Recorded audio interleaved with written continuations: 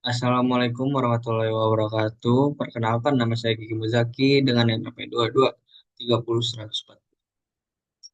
Selamat sore rekan-rekan mahasiswa dan Bapak Ibu dosen yang saya hormati. Puji syukur kita panjatkan karena pada hari ini kita dapat berkumpul untuk mendiskusikan tema yang sangat fundamental bagi keberlangsungan kita sebagai suatu bangsa.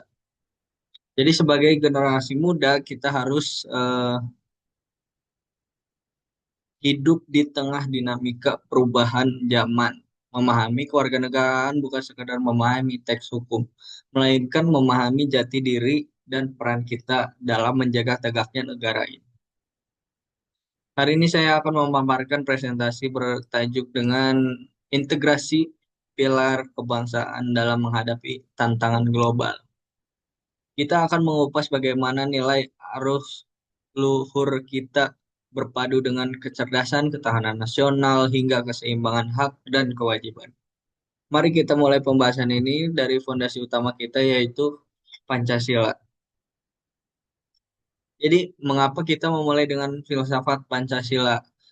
Nah, karena Pancasila adalah sistem nilai yang menentukan arah bangsa. Jadi ia juga bukan sekadar daftar sila, melainkan satu kesatuan pemikiran yang logis.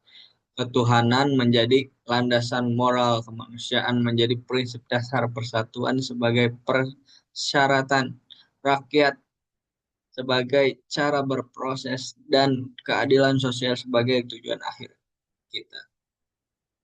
Jadi memahami Pancasila berarti memahami cara berpikir dan bertindak sebagai manusia yang Indonesia yang utuh.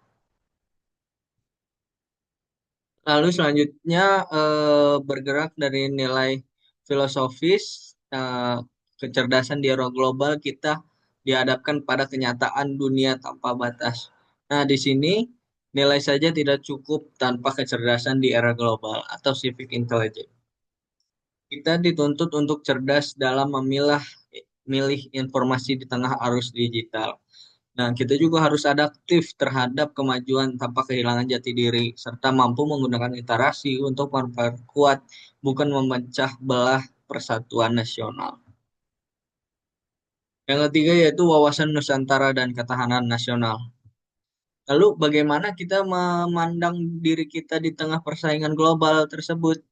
Jawabannya ada pada wawasan Nusantara.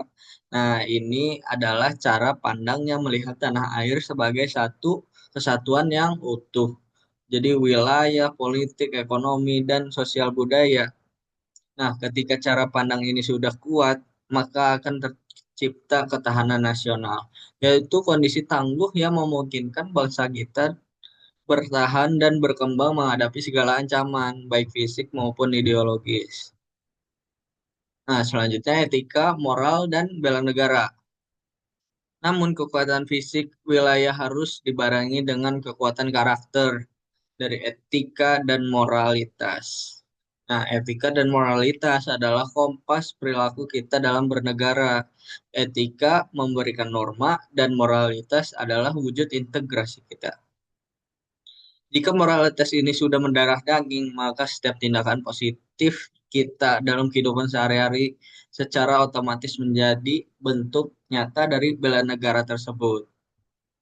Jadi bela negara masa kini adalah pengabdian tulus sesuai peran kita masing-masing di masyarakat.